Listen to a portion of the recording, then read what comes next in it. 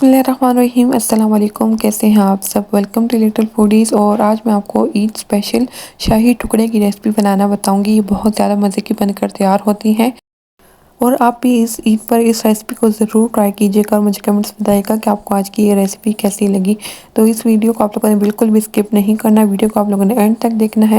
اگر آپ کو میری ویڈیو اچھی لگے تو ویڈیو کو لائک کر دیں، اپنے فرینڈس اور فیملی والوں کے ساتھ شیئر کر دیں، اور اگر چینل پر نئے تھے تو چینل کو سبسکرائب کر دیں تاکہ آئندہ آنے والی ہر نئی ویڈیو کی نوٹیفیکیشنز آپ کو مل سکے۔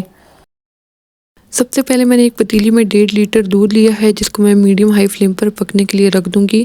اسی کے ساتھ یہاں پر میں اس میں 1/4 کپ میں اس میں چینی ڈال لوں گی، اور 2 سے 3 ہری الائچیاں میں اس میں ڈال لوں گی۔ آپ ہری الائچی پاؤڈر کا استعمال بھی کر سکتے ہیں۔ یہاں پر میں اس کو بہت زیادہ میٹھا نہیں بنانا چاہتی، اس لیے یہاں پر میں نے اس میں 1/4 کپ چینی ڈال لی ہے۔ آپ اپنے ٹیسٹ کے مطابق اس میں چینی ڈال سکتے ہیں۔ جب دودھ میں اس طرح سے بوائل آنا سٹارٹ ہو جائے تو میں اس کا فلیم بالکل میڈیم لو کر دوں گی، اور لو فلیم پر میں اس کے گاڑھا ہونے تک میں اس کو پکا لوں گی۔ اس کے بعد میں اس کے لیے چاشنی بنا کر تیار کر لوں گی۔ تو اس کے لیے ایک پتیلی میں 2 گلاس پانی ڈال لوں گی، چینی 1/4 کپ، اور ہری الائچی 2 سے 3 عدد میں اس میں ڈال کر اس کو میں میڈیم ہائی فلیم پر ایک بوائل آنے تک میں اس کو پکا لوں گی۔ جب اس میں اس طرح سے ایک بوائل آ جائے تو اس کو میں مکس کر لوں گی، اور میڈیم لو فلیم پر میں اس کو اتنا پکاؤں گی کہ اس میں پانی ریڈیوس ہو جائے اور 1 گلاس پانی بچ جائے۔ میں اس کا پانی بالکل خشک کر لوں گی، اور اس کی چاشنی بنا کر تیار کر لینی ہے۔ اگر آپ چاہیں تو آپ اس میں روز واٹر یا کیوڑا ایسنس کا استعمال بھی کر سکتے ہیں۔ یہاں پر میں نے اس کا پانی بالکل ڈرائی کر لیا ہے۔ اس کے بعد میں اس کا فلیم آف کر دوں گی اور اس کو میں ٹھنڈا ہونے کے لیے رکھ دوں گی۔ اسی کے ساتھ میں دودھ کو بھی مکس کرتی رہوں گی، اور اس کو بھی میں گاڑھا ہونے تک پکا لوں گی، اور چمچ سے اس کو کنٹینیوسلی مکس کرتے رہنا ہے تاکہ یہ نیچے سے جلے نہیں۔ اور دودھ کو ہم لوگوں نے اتنا گاڑھا کرنا ہے کہ یہ 1.5 لیٹر سے 1 لیٹر یا اس سے بھی کم ہو جائے۔ اس کو ہم لوگوں نے اتنا گاڑھا کر کے پکا لینا ہے۔ جب دودھ اس طرح سے گاڑھا ہو جائے تو اس کے بعد میں اس میں ڈرائی فروٹس ڈال لوں گی۔ کھوپرا 2 کھانے کے چمچ، جس کو میں نے بہت باریک چاپڈ کر لیا تھا، اور بادام ہے 2 کھانے کے چمچ، اس کو بھی میں نے بہت باریک چاپڈ کر لیا ہے۔ آپ اپنی مرضی کے مطابق اس میں نٹس ڈال سکتے ہیں۔ اس کے بعد میں اس میں کریم ڈال لوں گی۔ یہاں پر میں نے آدھا کپ کریم لیا ہے، اور کریم ڈال لینے کے بعد آپ لوگوں نے اس کو فوراً سے مکس کر لینا ہے اور اس کا فلیم آف کر دینا ہے، نہیں تو یہ کریم پھٹ جائے گا۔ یہاں پر میں اس کو اچھے سے مکس کر لوں گی، اور اس کو میں بالکل ٹھنڈا ہونے کے لیے رکھ دوں گی۔ یہاں پر میں نے 8 سے 9 عدد بریڈ لیے ہیں، اور اس کو میں ٹرائنگل شیپ میں اس طرح سے کاٹ لوں گی۔ سنٹر میں سے میں اس کو کاٹ کر اس کے 2 حصے کر لوں گی، اور اگر آپ چاہیں تو آپ اس کو اسکوئر شیپ میں بھی کاٹ سکتے ہیں۔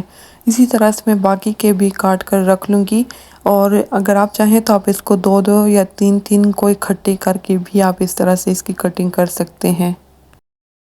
بریڈ کی کٹنگ کر لینے کے بعد میں اس کو فرائی کر لوں گی۔ تو یہاں پر میں نے آئل کو پہلے سے گرم ہونے کے لیے رکھ دیا تھا۔ جب آئل اچھے سے گرم ہو جائے تو ان بریڈ کو میں اس طرح سے آئل میں ڈال لوں گی، اور اس کے اوپر لائٹ گولڈن کلر آنے تک میں اس کو پکا لوں گی۔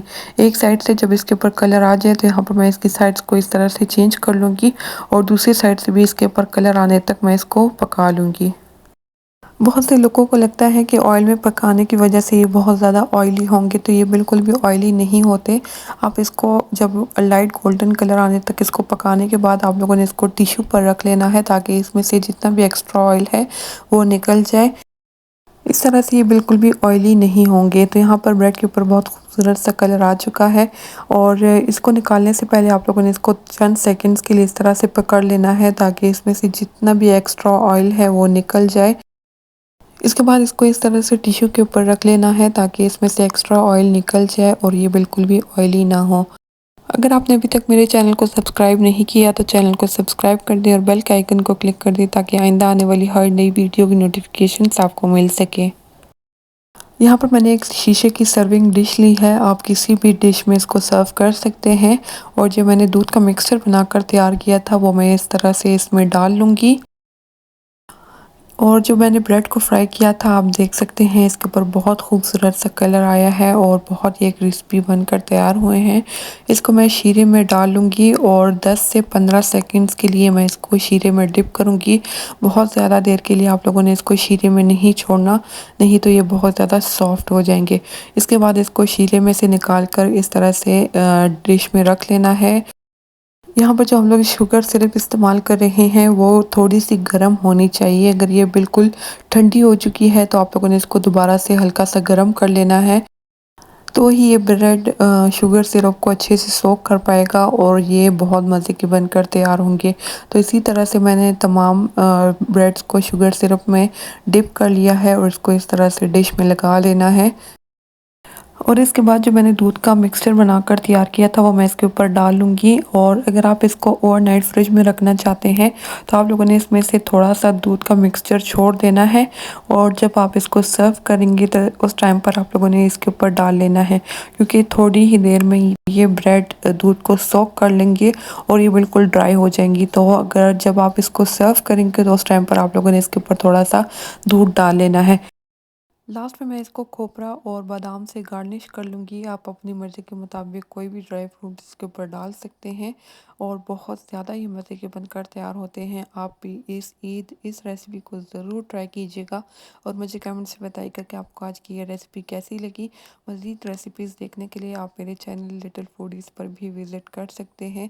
آئی ہوپ آپ کو آج کی میری یہ ویڈیو بھی اچھی لگی ہوگی۔ ویڈیو اچھی لگی ہو تو ویڈیو کو لائک کر دیں، اپنے فرینڈس اور فیملی والوں کے ساتھ شیئر کر دیں، اور اگر چینل پر نئے تھے تو چینل کو سبسکرائب کر دیں تاکہ آئندہ آنے والی ہر نئی ویڈیو کی نوٹیفیکیشنز آپ کو مل سکے۔ اپنی ڈھیر ساری دعاؤں میں مجھے اور میری فیملی والوں کو یاد رکھیے گا۔ تھینک یو، اللہ حافظ۔